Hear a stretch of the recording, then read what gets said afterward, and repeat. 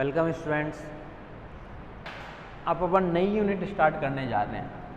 अपन जो स्टार्ट करने जा रहे हैं उस यूनिट का नाम है यूनिट नंबर 3। 2 यूनिट अपन कर चुके हैं, unit number 1 and unit number 2।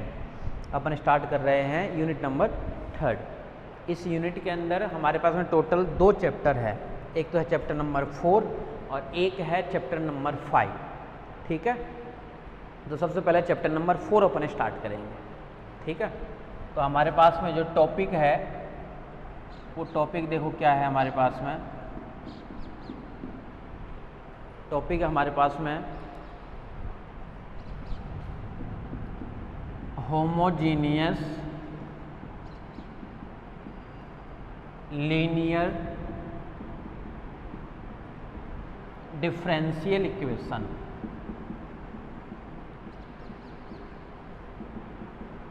Differential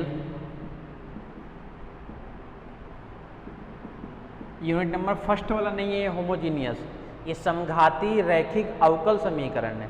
वो था अवकाश में केवल क्या, होमोजीनियस डिफरेंशियल इक्वेशन को सॉल्व करना। ये क्या है, होमोजीनियस लीनियर डिफरेंशियल इक्वेशन, समघाती रैखिक अवकल समीकरण। समघाती रैखिक अवकल समीकरण। ठीक है, समघाती रैखिक अवकल समीकरण। समघाती रैखिक अवकल समीकरण, ये हमारे पास में है चैप्टर का नाम। ठीक है, आ जाओ। गिवन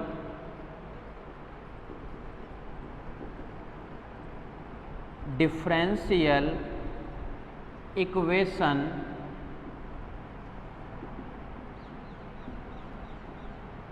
फॉर्म इज, इस अवकल समीकरण के जो रूप है वो है xn dn y अपॉन में dxn plus xn minus 1 dn y upon में dxn minus 1 plus xn n minus 2 dn minus 2 y upon में dxn minus 2 plus n minus n, ये लास्ट में टर्म्स क्या बनेगा, x, यहाँ से dy अपॉन में dx इक्वल टू qx, और सबके साथ में एक कांस्टेंट भी मान सकते हो, इक्वल टू qx। ठीक है, चाहो तो सबके साथ में कांस्टेंट मान सकते हो, यानी a1, उसके साथ में मान लिया a2, उसके साथ में मान लिया an, a1 a2, ये सारे an। Hair a1 a2 an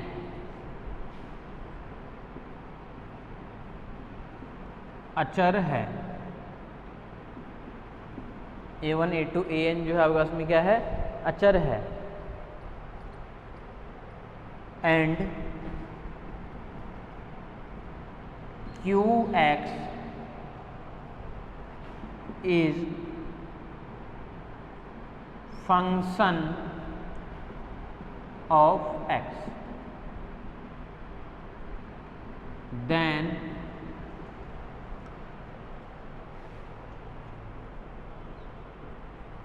equation 1 is called homogeneous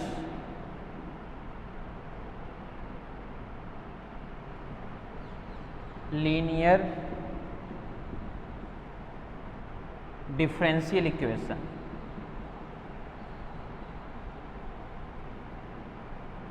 differential equation. ठीक है, तो समीकरण का मानक रूप आपके पास में ये है। यहाँ पे a1 a2 a3 सारे होते हैं क्या है, अचर होते हैं। qx है, ये कुछ भी x का फंक्शन हो सकता है, कुछ भी x का फंक्शन हो सकता है, तब अपन समीकरण एक को क्या कहेंगे, समघाती रैखिक अवकल समीकरण। तो अपन क्या कहेंगे समीकरण एक को, समघाती रैखिक अवकल समीकरण। ठीक है।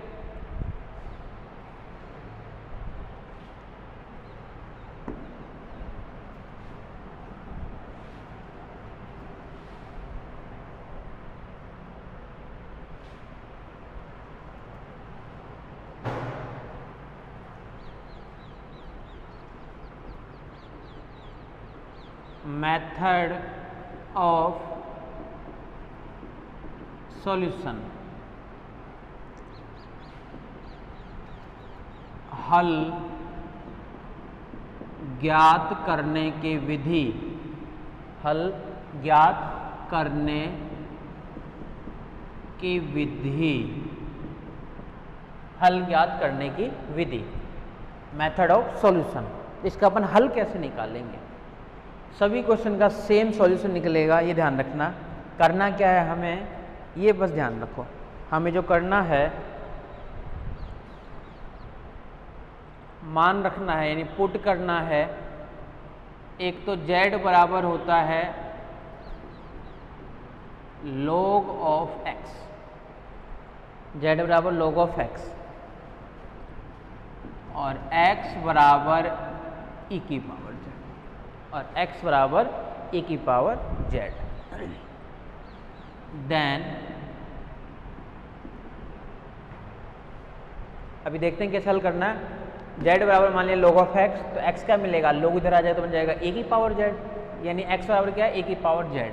कोई पूछे कि dy अपॉन में dx का मान निकाल लो, तो बोला कि dy अपॉन में dx निकालने के लिए बोला पहले यहाँ से इसको z पे से गुजरना पड़ेगा।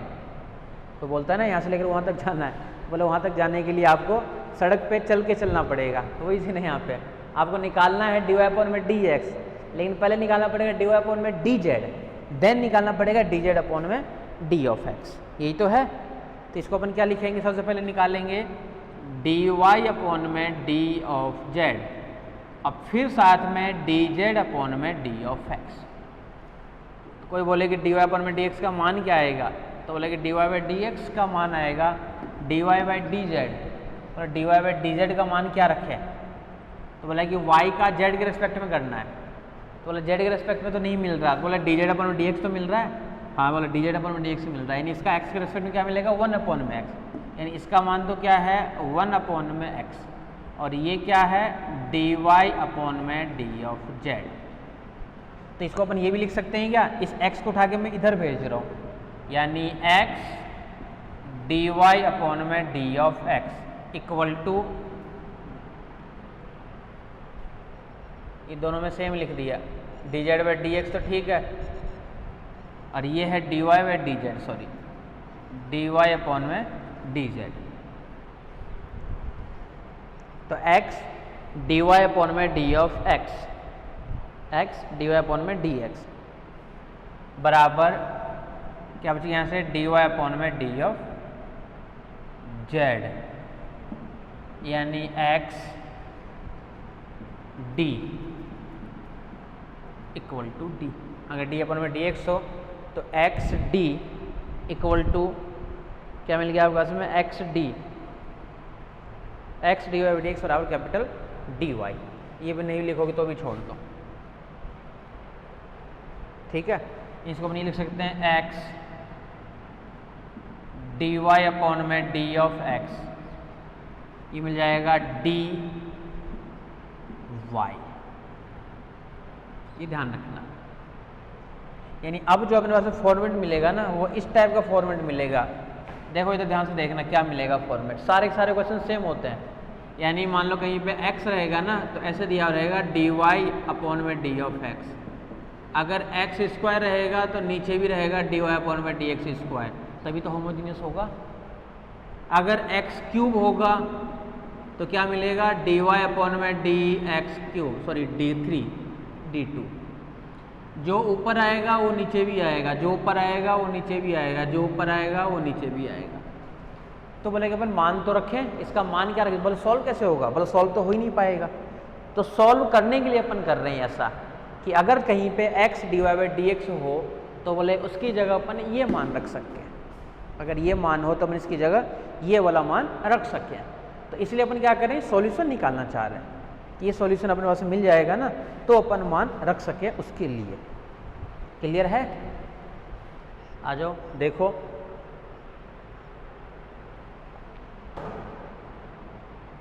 बोला 2-3 मान तो निकाल के देख लें अपन। बोला एक तो निकाल लिया, बोला और अगर निकालना चाहें अपन तो सेकंड वाला भी निकाल के देख लेते हैं। इन सभी को फिर समीकरण नंबर 1 में पुट करना है।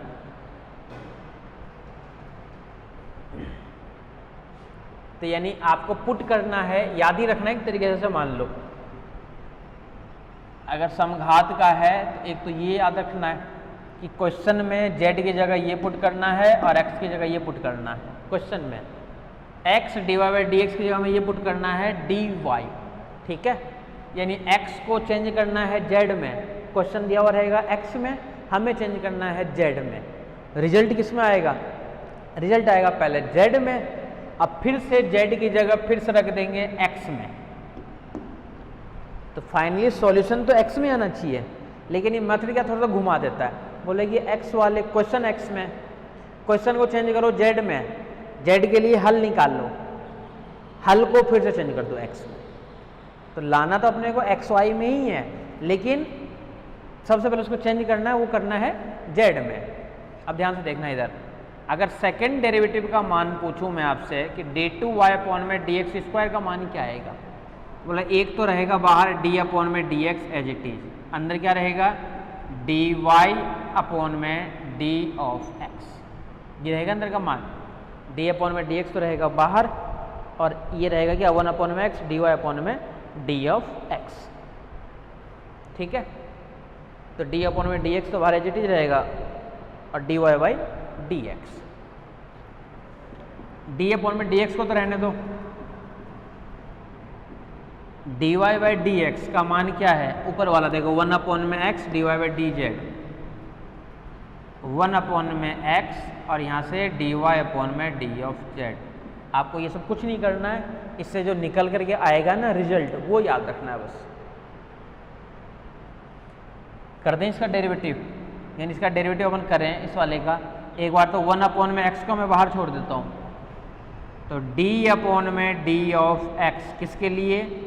dy/d(z) के लिए, ठीक है।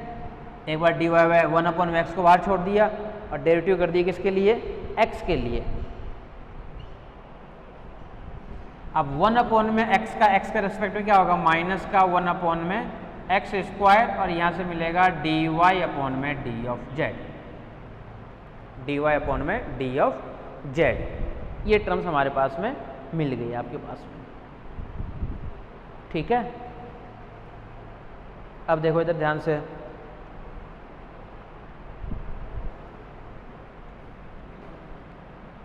इन दोनों में से 1/x को मैं कॉमन निकालना चाह रहा हूँ। कॉमन निकाल दिया तो क्या मिल गया? d2y/dx², 1/x कॉमन ले रहे हैं, यहाँ से क्या मिल गया? -1/x। बोला कि x² ही लो ना कॉमन, तो बोले यहाँ पे तो आ जाएगा x, और यहाँ पे बोला कुछ नहीं मिलेगा, यहाँ पे केवल रहेगा dy/d(z), ये रहेगा मान। 1/x² का जब कॉमन ले लोगे, एक तो रहेगी आपके पास में ये,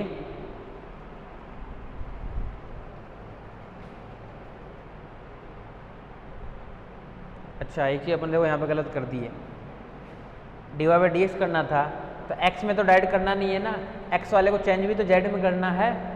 तो d/dz और फिर से dz/dx, यानी यहाँ पे जो मान आएगा ना वो क्या आएगा? d/dz।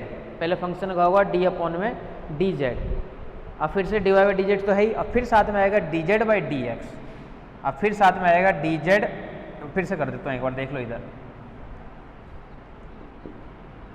पहले 1/x एज इट इज, इसका कर दिया d/dx तो बाहर है ही, यहाँ पे क्या मिल गया? dy/d(z) माइनस 1/x का करोगे x के रिस्पेक्ट में तो 1/x², और यहाँ से मिल गया dy/d(z), ठीक है।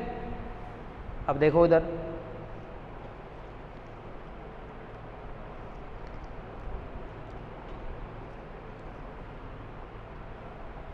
ये जेड में तो बोला इसको भी जेड में कर लो, यानी यहाँ से 1 में x as it is, x में नहीं करना है जेड में करना है, इसको लिख सकते हैं क्या d में डी जेड, और इसको रहने दो एज इट इज dy में डी जेड, अब फिर से क्या आ जाएगा डी जेड में डी ऑफ एक्स। ये ठीक है क्या, इसकी जगह लिखना है बस डी में डी एक्स, और यहाँ से -1 में एक्स स्क्वायर और dy में डी ऑफ जेड, और D Z by d x का मान क्या होता है 1 में एक्स, इसका मान 1 में एक्स, ये 1 में एक्स, यानी 1 में एक्स स्क्वायर, और अब कॉमन में ले लेते हैं 1 में एक्स स्क्वायर, यहाँ से तो मिल जाएगा d2y में डी जेड स्क्वायर माइनस यहाँ से मिल जाएगा dy में डी ऑफ जेड।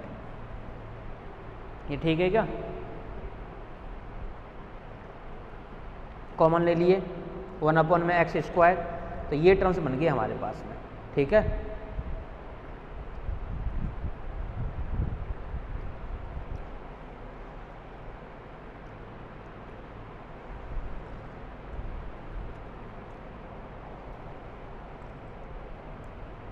रखो मान,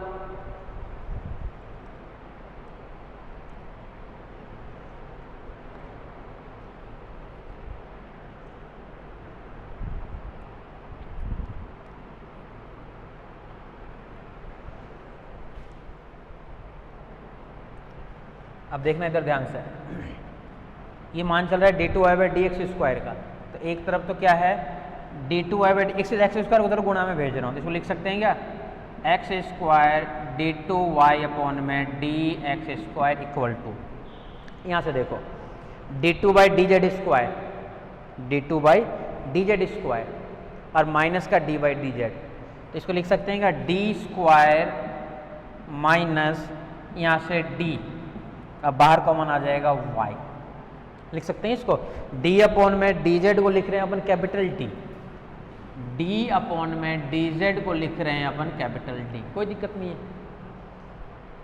माइनस का ही, इसमें से अगर अपन मान लो d कॉमन ले लें, अंदर क्या बचेगा d-1 और y, यहाँ पे क्या मिल गया एक्स स्क्वायर d2y में डी एक्स स्क्वायर। बोलो अब क्या करेंगे, रट्टेबाज लोग आइडिया निकाल लेंगे कि बोला जब x dy/dx था ना तब बन रहा है dy, बोला जब एक्स स्क्वायर बन रहा है तभी बन रहा है dd-1, तो बोला कि अगर x क्यूब अगर बनता है मान लो d3y में dx3, तो रट्टेबाज लोग क्या करेंगे, बोला जब पहले d था तो बोला बाद में भी d आया, तो बोला d तो रहेगा, बोला यहाँ पे तो कुछ नहीं था, बोले यहाँ पे d-1 था, तो बोले d-1 भी रहेगा भाई, क्योंकि ये जो पहले था वो पहले रहेगा ये डी, अब बोला कि एक टर्म्स और आ जाएगी d-2 और y।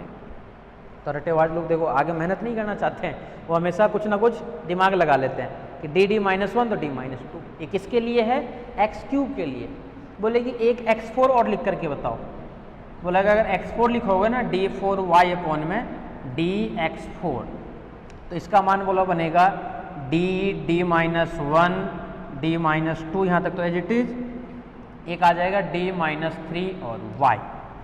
बोला अगर इसी को अपन n तक लेकर के जाएं, इसी को अपन n तक लेकर के जाएं, तो xn यहाँ से भी dny में dxn बराबर, बोला कहाँ तक जाएगा, बोला कि जब 4 तक ले जा रहे हैं तो -3 हो रहा है, यानी d-1, तो बोला कहाँ तक जाएगा, बोले 4 में 3 घटा रहे हैं, तो n में क्या घटाएंगे d- क्या घटाएंगे n से एक पहले की टर्म्स, यानी n-1 ये घटाएंगे बोले इसके लिए, तो अब बोलो y तो रहेगा एज इट इज ही, ठीक है।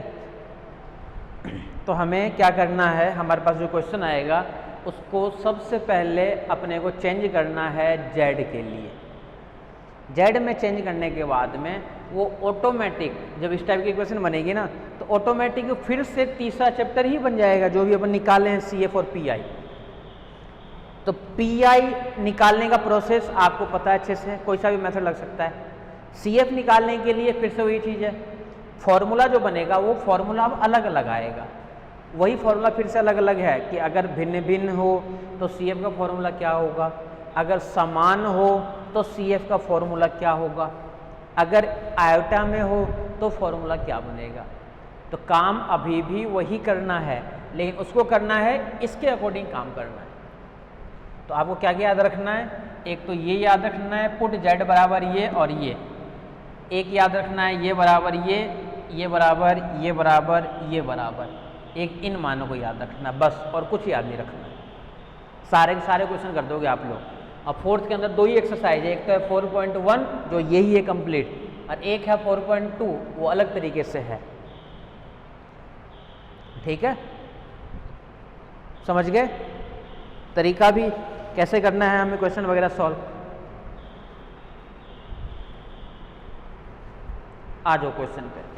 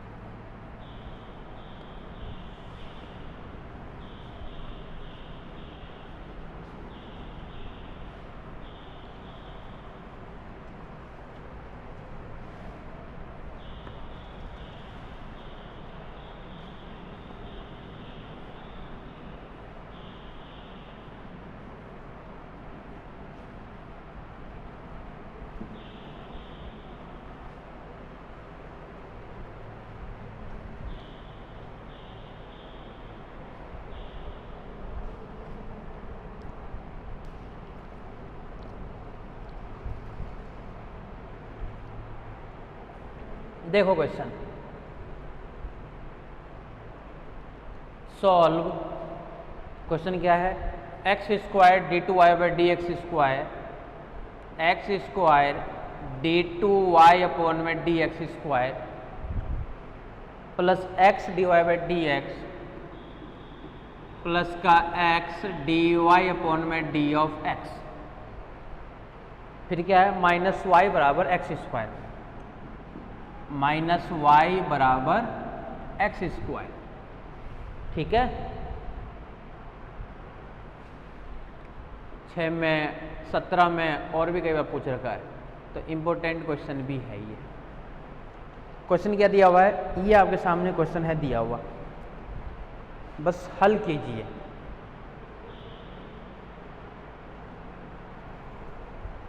बस हमें हल करना है।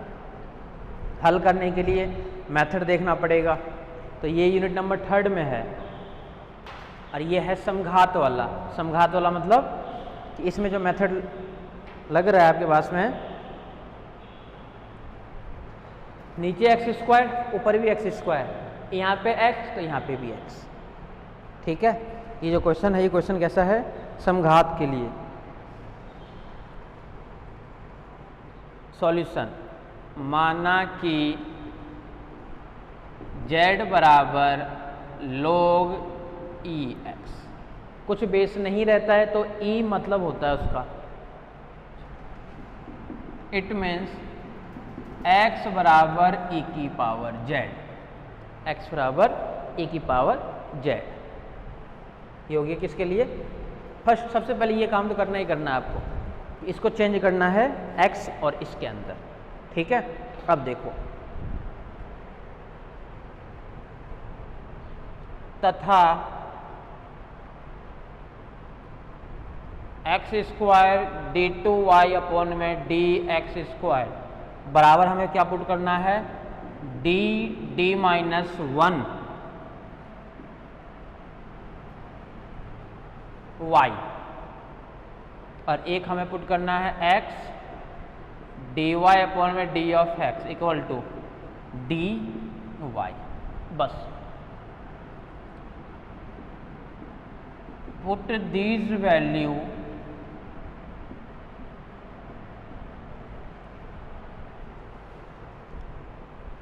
in equation 1,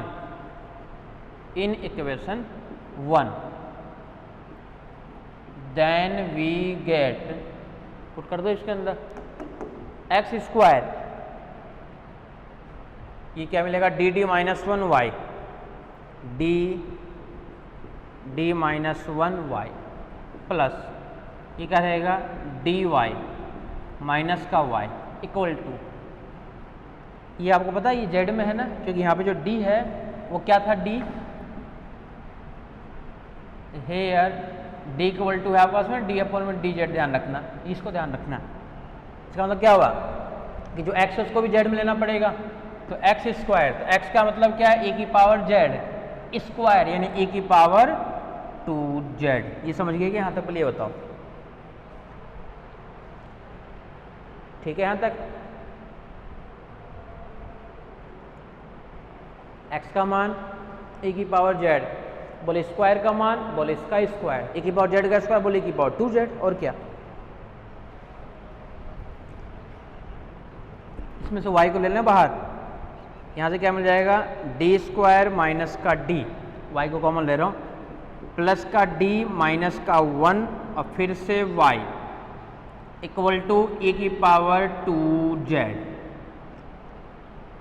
minus d plus d भी कैंसिल, यानी यहाँ से केवल क्या बच रहा है d square minus 1 y equal to a की पावर 2z। इससे पहले जो क्वेश्चन किए थे उसमें इसमें क्या डिफरेंस है मुझे ये बताना। वो x के लिए था अपने पास में, वहाँ पे d क्या होता था d अपॉन में dx, और यहाँ पे होता था केवल x। यहाँ पे क्या है ये भी z है और ये भी z है, तो ये x की जगह z चल रहा है, और क्या फ़र्क पड़ता है। फॉर्मूले में जहाँ पे x आता था वहाँ पुट करेंगे अपन z। अब फिर भी दिक्कत हो रही है तो लिख लो, मान लो कि माना कि z का नाम है x, गणित में तो मान ही सकते हैं ना, कहाँ दिक्कत आ रही है। माना कि z का नाम है x, अब फिर क्या करेंगे पिछले क्वेश्चन की तरह ही इसको हमें सॉल्व करना है। ये ध्यान रखना ये अलग यूनिट में है, यानी अगर मान लो आप लोगों को यूनिट सेकेंड समझ में नहीं आएगा ना, तो थर्ड भी समझ में नहीं आएगा और फिफ्थ भी समझ में नहीं आएगा, ध्यान रखना सब एक दूसरे से लिंक है। इसलिए इसको करने से पहले थर्ड यूनिट को करो, थर्ड को क्या सॉरी सेकंड को। सहायक समीकरण लेने पर सहायक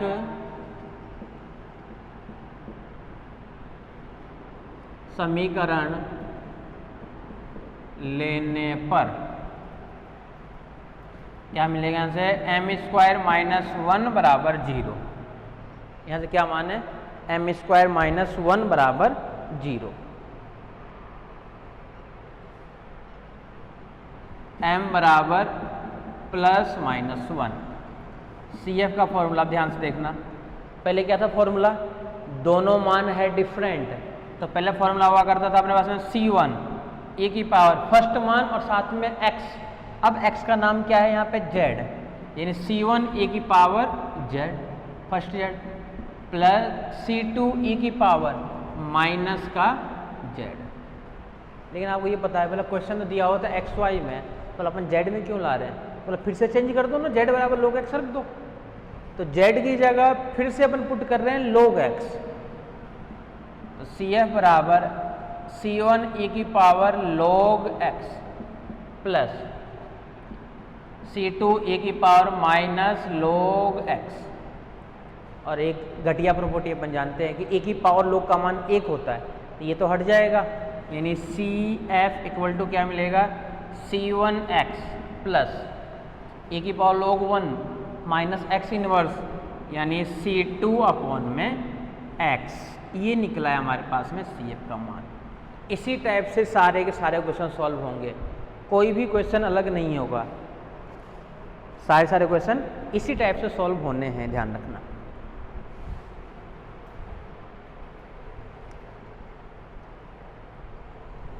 ठीक है, C1x प्लस का C2 अपॉन में x। अब आ जाओ आगे PI में आ जाओ। Now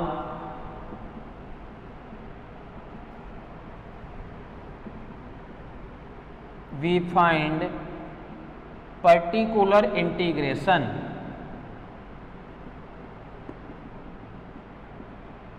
now we find particular integration P I equal to 1 upon में एफ डी, यानी 1 अपॉन में डी स्क्वायर माइनस 1, साथ में क्या है ए की power 2z as it is. A की पावर ax का मेथड क्या था कि पुट करना है x का कोफिशिएंट, वो करना है d की जगह, यानी हमें पुट करना है d की जगह 2। अगर स्क्वायर है तो अपने आप उसका स्क्वायर होगा, यानी पी आई इक्वल टू 1 में डी स्क्वायर, 2 का स्क्वायर यानी 4 - 1 और ए की पावर 2z यानी 1 में 3 ए की पावर 2z। ये निकला गया हमारे किसके लिए मान, पी आई का मान। मतलब फिर से वही चीज़ है, z की जगह मान तो रखो। बोला जब मान रखेंगे फिर से, यानी 1 में 3 ए की पावर 2 और z के लिए क्या रखना है, log ऑफ x। तो ए की पावर log 1 2 चला जाएगा ऊपर, यानी x स्क्वायर, इसका मान क्या आएगा 1 में 3x स्क्वायर। ये मान है हमारे पास में पी आई का। अब ध्यान देने वाली बात देखो, यहाँ पे ये है अपन सी एफ निकाल लेते हैं, लेकिन अपन रहते हैं जोश में कि हाँ अरे ये तो करा हुआ क्वेश्चन, करना स्टार्ट कर दो, और यहीं पे छोड़ देते हैं अपन। तो x को फिर से z को फिर से चेंज करना है x में, पी आई में भी सेम प्रोसेस हो, ये z में आएगा। और ये अपन किस लिए लिखे, इसीलिए तो लिखे थे अपन, इसीलिए अपन लिखे थे इस वाले मान को। Then complete solution,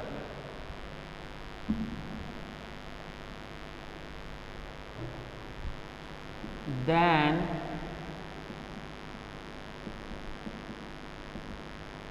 complete solution y बराबर सी एफ प्लस का पी आई।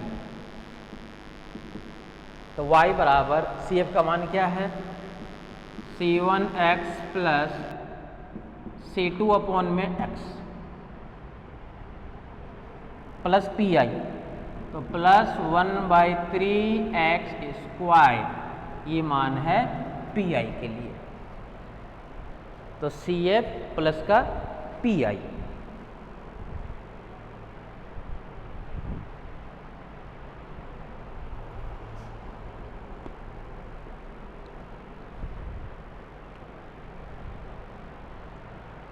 तो ऐसे करने हैं हमें क्वेश्चन, ठीक है, समझ गए।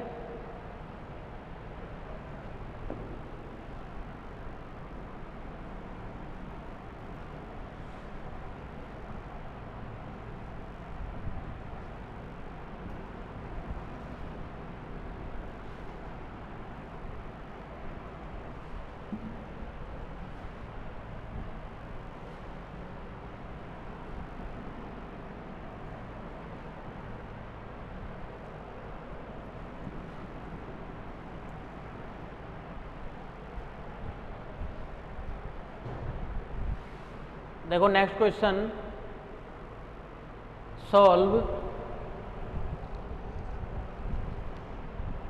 सॉल्व करना है हमें। देखो क्या सॉल्व करना है, x square d two y by d x square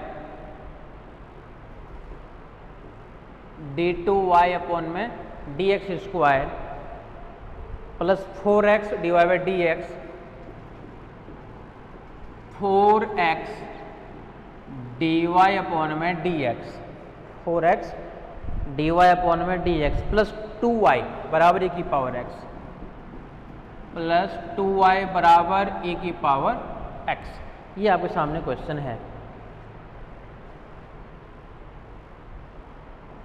एक में 10 में 16 में और भी आए हुए हैं, बहुत ज़्यादा इंपॉर्टेंट क्वेश्चन है, ठीक है। ये क्वेश्चन दे दिया आपके सामने कि इस क्वेश्चन को हमें सॉल्व करना है। सॉल्व करने से पहले आप लोग ये देखोगे कि ये होमोजीनियस लीनियर इक्वेशन है। होमोजीनियस लीनियर है, समघात रैखिक अवकल समीकरण है, ये समघात रैखिक अवकल समीकरण, ठीक है। यानी इसके लिए अपने को 2 पुटिंग याद रखनी पड़ेगी। आ जाओ सॉल्यूशन पे। माना z बराबर log x और x बराबर a की पावर z, x बराबर a की पावर z। ठीक है, तथा x square d two y upon में डी एक्स स्क्वायर बराबर डी माइनस 1y और x dy अपॉन में dx बराबर capital dy, x dy by dx बराबर कैपिटल dy। ठीक है, ये मान, इसका नाम डाल देता हूँ इक्वेशन नंबर 1। इन मानों को समीकरण 1 में रखने पर, इन मानों को समीकरण 1 में रखने पर, ठीक है, इन मानों को समीकरण 1 में रखने पर, इन मानों को जैसे ही समीकरण नंबर 1 में रखोगे, इन मानों को जैसे ही समीकरण नंबर 1 में रखोगे, देखो वैल्यू क्या क्या बचेगी। देखो एक्स स्क्वायर वाला मान देखो क्या है, d minus 1 y plus 4 d y plus 2 y equal to e की पावर, एक्स का मान क्या है, ई की पावर जेड, तो ई की पावर जेड रख दिए सारे सारे मान। ठीक है, यहाँ तक तो इसको अपन ये लिख सकते हैं क्या, देखो d square minus d, y common ले रहा हूँ, प्लस का 4d प्लस का 2 साथ में y बराबर e की पावर z। इसको नहीं भी लिख सकते हैं कि देखो डी स्क्वायर 4d और माइनस डी यानी प्लस का 3d प्लस का 2 y बराबर e की पावर z, ये लिख दिया अपन इस वाले फॉर्मेट को। ठीक है, ये देखो सारे सारे लाइनें में लग रहे हैं।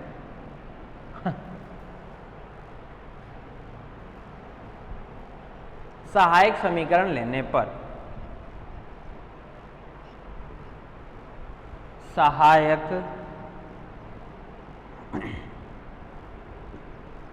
समीकरण लेने पर ये तो मिलेगा M square plus 3m plus का 2 equal to 0, M square plus का 3m प्लस का 2 बराबर 0।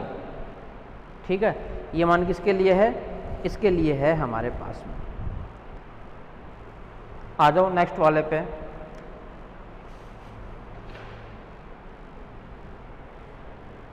फैक्टर इसका माइनस का 1 और माइनस का 2, माइनस का 1 को माइनस का 2 क्यों, प्लस का 1 प्लस का 2, यानी एम स्क्वायर प्लस का m प्लस का 2m प्लस का 2 बराबर 0, m common, m plus 1 plus का 2 कॉमन, फिर से m प्लस 1 बराबर 0, यानी यहाँ से मान क्या आ गया, m प्लस 1 m प्लस 2 बराबर 0, यानी m का मान आ गया -1 और -2, माइनस का 1 और माइनस का 2।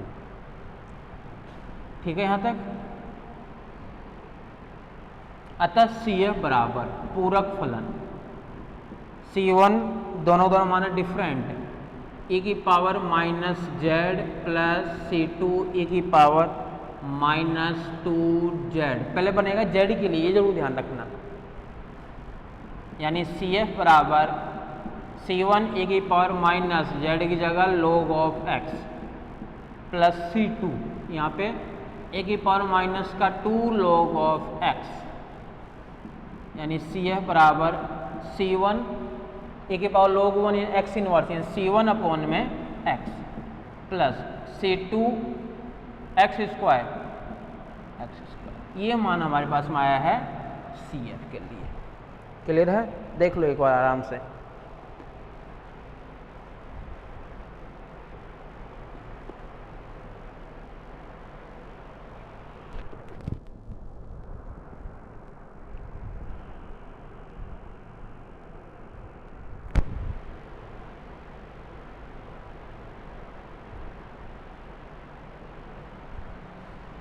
ठीक है यहाँ तक तो।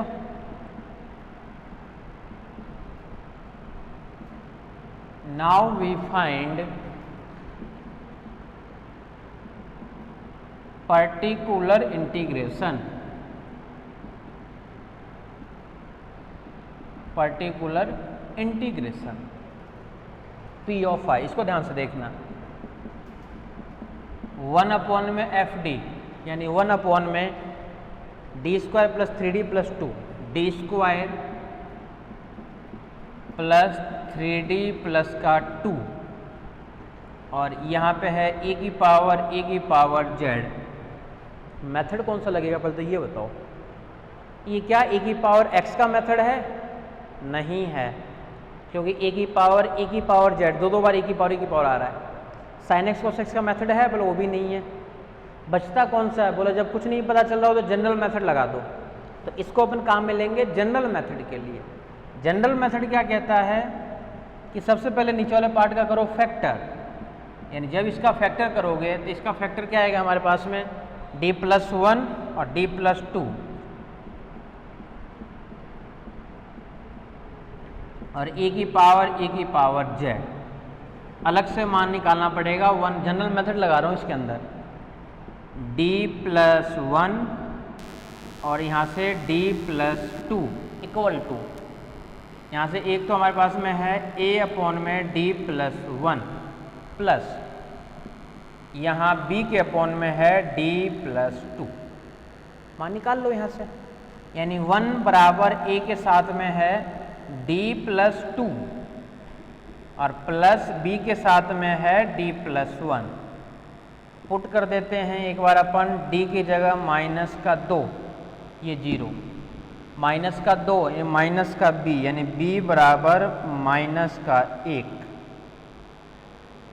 ठीक है, एक बार अपन पुट कर देते हैं d की जगह -1, अब ये 0, -1 या +1, यानी a का मान मिलेगा +1। ये ठीक है कि यहाँ तक? तो a का मान मिल गया हमारे पास में और b का मान मिल गया हमारे पास में। ठीक है,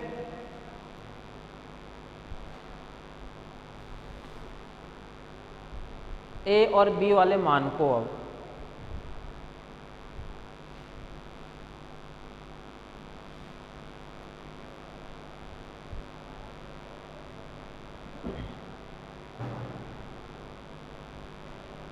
a का मान है 1, यानी 1 में d+1, 1 में d+1, b का मान है माइनस, यानी -1 में d+2, -1 में d+2, ये मान लिख दिया जितनी। ये जनरल मेथड है, ध्यान रखना। अब बाहर क्या है? e की पावर z। ये क्या कहता है? अलग अलग मल्टीप्लाई कर दो, यानी d+1 e की पावर z, -1 में d+2 e की power z। p of i equal to, ध्यान से देखना, प्लस है, बाहर आएगा e की पावर -x। किसके लिए चल रहा है? z के लिए चल रहा है, ध्यान रखना।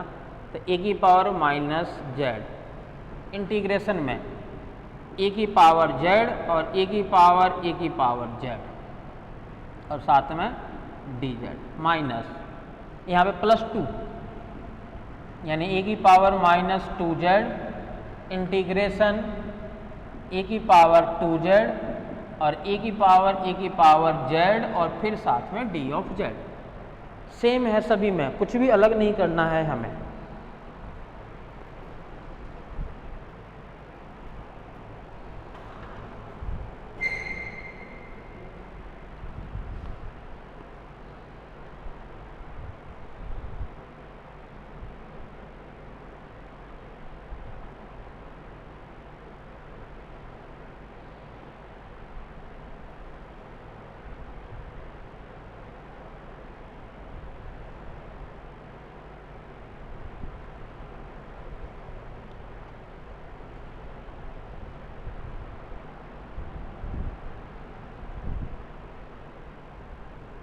P of i equal to e की पावर -z इंटीग्रेशन लेट कर लेते हैं अपन ए की पावर जेड को टी, ए की पावर जेड डी जेड बराबर डी टी, ये तो मिल गया टी ए की पावर टी और डी टी माइनस ए की पावर माइनस 2z इंटीग्रेशन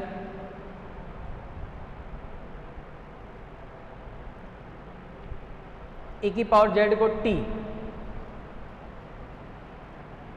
ये भी सेम मिलेगा क्या? यहाँ पे है ए की पावर 2z, ए की पावर जेड को जब टी मानोगे, अच्छा ए की पावर जेड को जब टी माने, ए की पावर जेड और डी जेड पूरा मिलेगा, यहाँ से केवल ए की पावर टी रहेगा। ठीक है, यहाँ से देखो ए की पावर जेड एक तो चल जाएगा डी टी में, एक बचेगा ए की पावर जेड यानी टी, और फिर मिलेगा ए की पावर टी और फिर साथ में d of T. General method लगा रहे हैं बस, और कुछ नहीं करना है। यानी यहाँ से P of I equal to e की पावर माइनस जेड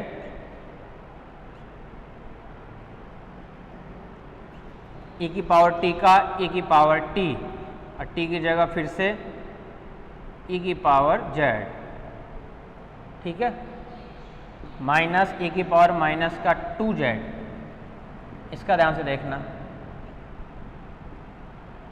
ए की पावर टी का ए की पावर टी तो बाहर कॉमन, टी माइनस 1 यानी ए की पावर माइनस जेड ए की पावर जेड माइनस ए की पावर 2z ए की पावर जेड, टी की जगह ए की पावर जेड माइनस 1।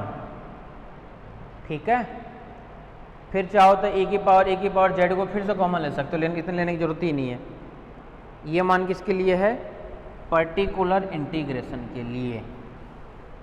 और एडजस्ट कर सकते हो तो कर दो, एलसीएम वगैरह लेकर के, नहीं कर सकते हो तो यहीं पे छोड़ दो।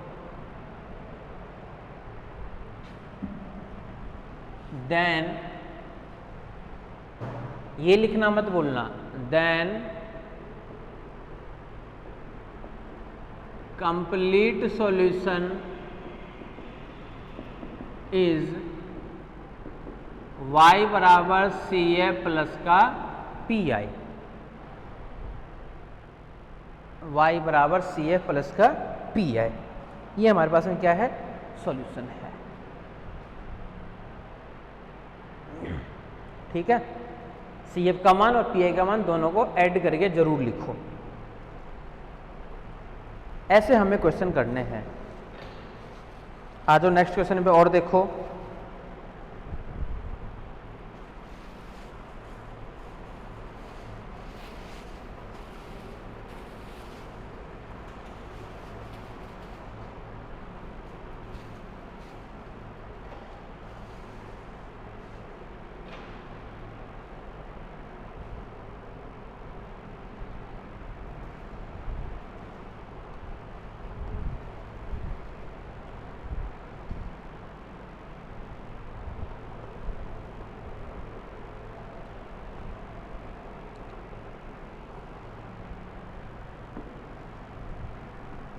और देखो next question,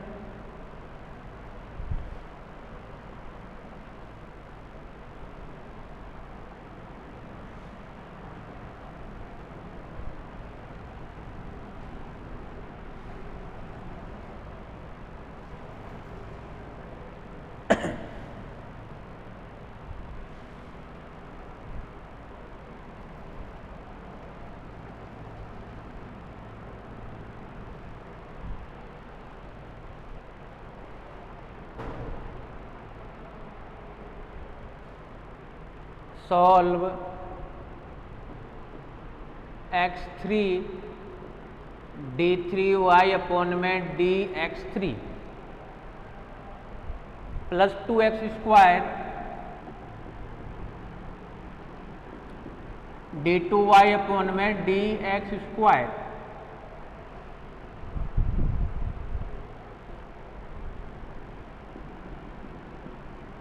plus 2y equal to tan 1 plus 1 upon में x।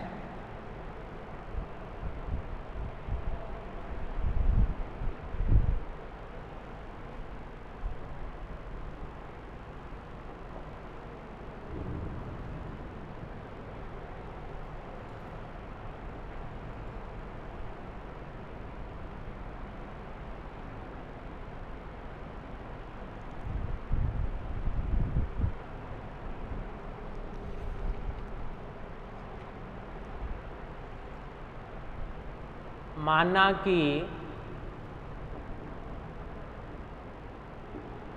z बराबर log x और x बराबर e की पावर z,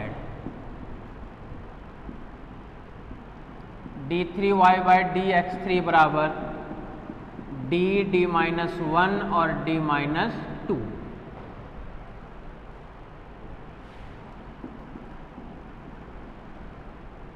और x स्क्वायर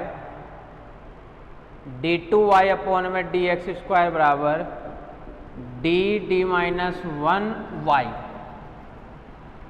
और x dy अपॉन में d of x equal to dy। ठीक है, इक्वेशन नंबर 1 तो है ही डायरेक्टली। देन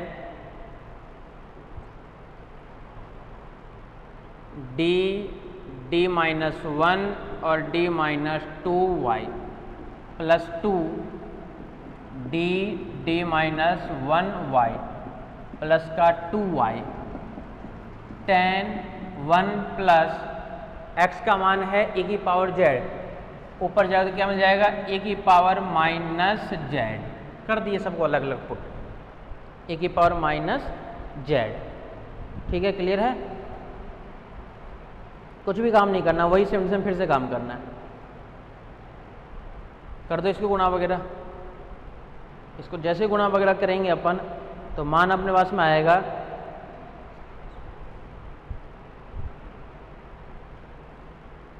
सहायक समीकरण भी ले लेता हूं एक साथ ही। सहायक समीकरण लेने पर देखो क्या मान आएगा, m cube minus m square plus 2 बराबर 0। ये अपने पास में वैल्यू आएगी।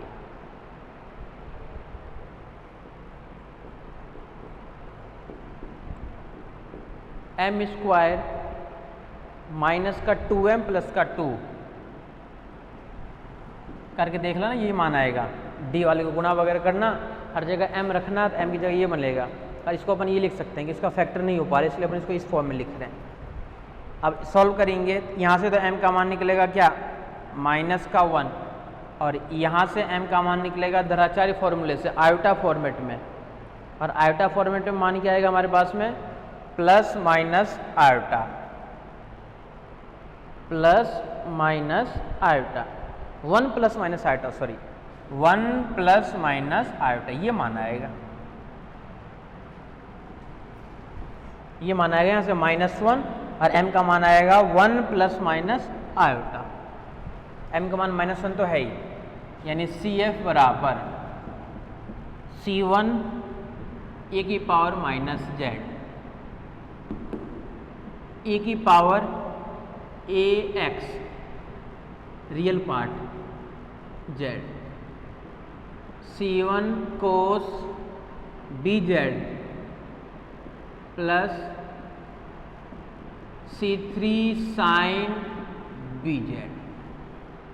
z की जगह log ऑफ x ही पुट कर दो, CF बराबर C1 z की जगह log ऑफ x यानी C1 अपॉन में x प्लस यहाँ से तो x ब्रैकेट में C2 cos log x plus C3 sine log x। ठीक है, ये मिल गया हमारे पास में CF का मान। अब आ जाओ PI निकालने पे, कि PI अपन कैसे निकालेंगे PI का मान।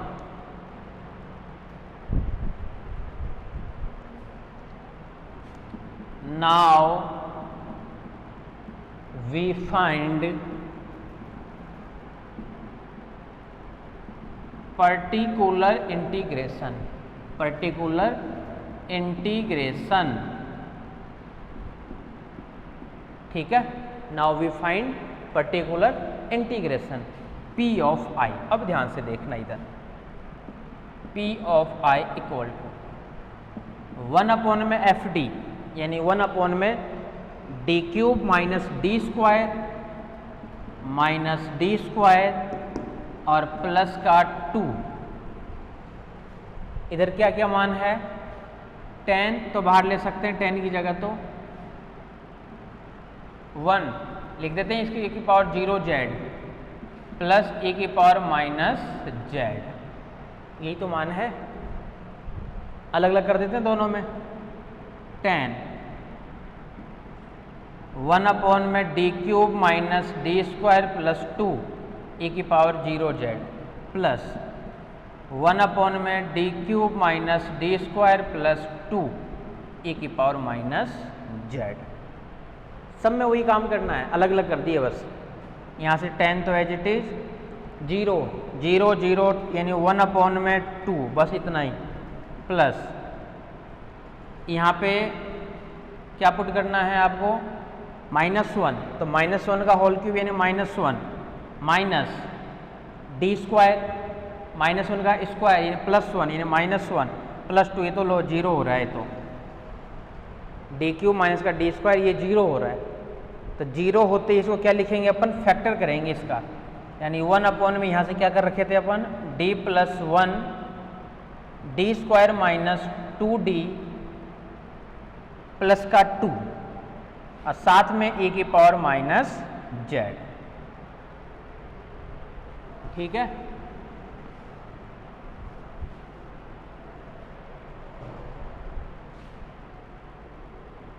टेन तो बाहर है ही, 1 में 2 भी बाहर है ही, प्लस -1 प्लस 1 ये 0, लेकिन ये सॉल्व हो रहा है, -1 का स्क्वायर +1 +1 और 2 प्लस का 3 और 2 5 यानी 1 में 5 d प्लस 1 e की पावर -z। सब में वही काम है, 10 1 में 2 प्लस 1 में 5 x की पावर r, ये टर्म 0 हो रही है ना, x की पावर r यानी अब क्या मिलेगा, z की पावर r अपॉन में फैक्टोरियल r, कोई मतलब ही नहीं है। अब फिर से a की पावर -z यानी 5 प्लस 2z e की पावर -z। ये मान हमारे पास किसके लिए है, p ऑफ i के लिए हमारे पास में ये वैल्यू है।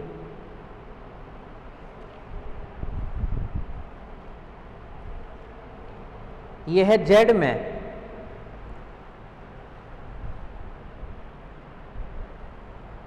z में नहीं तो z की जगह log of x, 5 plus log of x 2 log x e की पावर -log x, और चेक कर लेना कुछ ना कुछ, 5 प्लस 2 log x e की पावर log इनवर्स में 2/x। इसको अपन ये भी लिख सकते हैं 5x प्लस का 2 log x और अपॉन में x।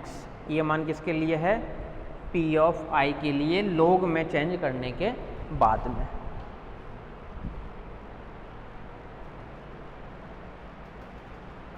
ठीक है, log में चेंज करने के बाद मान हमारे पास में ये है।